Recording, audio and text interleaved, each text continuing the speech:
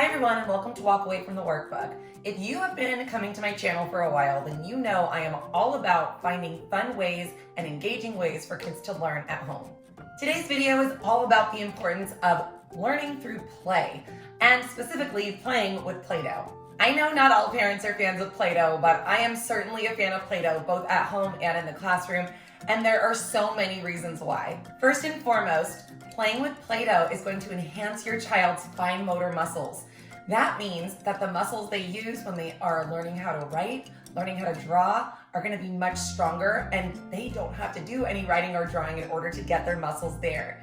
There are so many kids that just don't gravitate towards writing. My son is one of them. He absolutely hates writing. He doesn't want to write. He doesn't want to listen to me when I help him hold his pencil. So playing with Play-Doh or kinetic sand or anything like that that is malleable is a great way for your child to get those fine motor muscles working. Another great reason to use Play-Doh is that it really develops your child's social and emotional skills.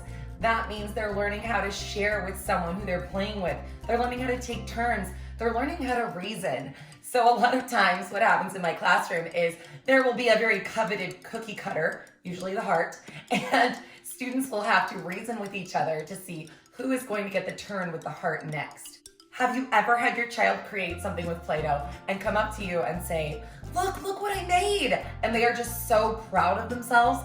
That is really good for them, for their self-esteem, for their feelings of self-worth, for their confidence. Just having that sense of pride that they were able to create something like that may seem small, but to them, it's huge, especially if what they created is something they've been working on for a long time.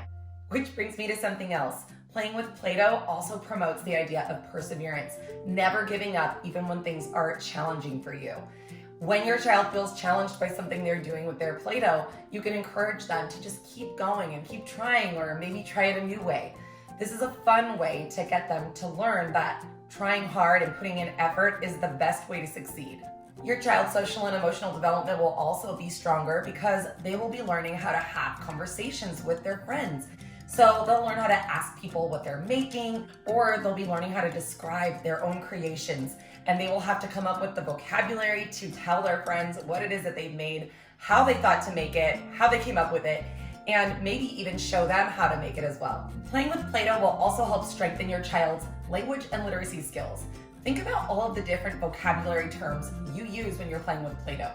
Roll, flatten, squish, squeeze, spread, cut, chop. These are all vocabulary words that your child will now have in their repertoire when they are describing things to you. By rolling the Play-Doh, they'll know what the word rolling means. By squishing the Play-Doh, they'll know how to use that word from now on. So as you can see, the vocabulary they're going to be developing is extensive.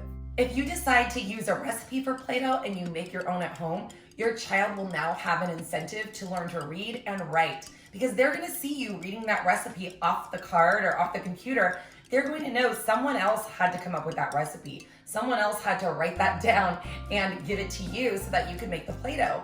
They're seeing a purpose for writing, that it's not just busy work or it's not just work for them. It is something that they can use to develop everyday skills. You're also opening the doors to talk about math and science.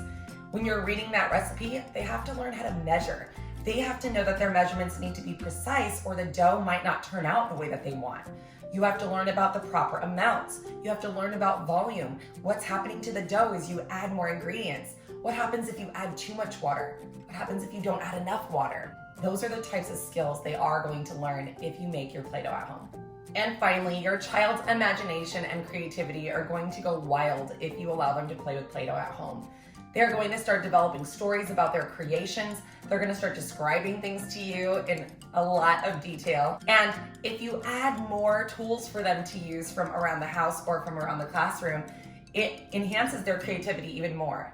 Some things around the house that you might want to add to your child's Play-Doh playtime are birthday candles, cookie cutters, small plastic toy people or animals, leaves, sticks, pebbles, buttons, a rolling pin, really anything that you can stick into the Play-Doh that might either change its shape or might change the texture of it. Your child will have so much fun and they will have a wonderful time playing with their friends, and expressing to you exactly what it is that they are creating. So in case you couldn't tell, I am a fan of Play-Doh. I hope you are too after watching this video. I hope that you try some of these different things with your child and you are not afraid to get a little bit messy at your house so that your child is able to learn, get creative, get some literacy skills, and work in a little math and science as well. If you enjoyed this video, don't forget to like, subscribe, and share it with a friend who might find it useful. You can also find me on Facebook at Walk Away From the Workbook or on Instagram at See More of Coley. I'll talk to you guys soon. Bye.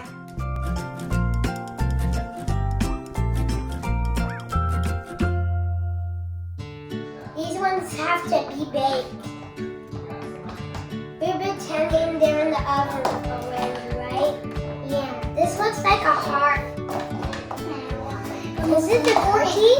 Part is that you have to push all the Play-Doh back together.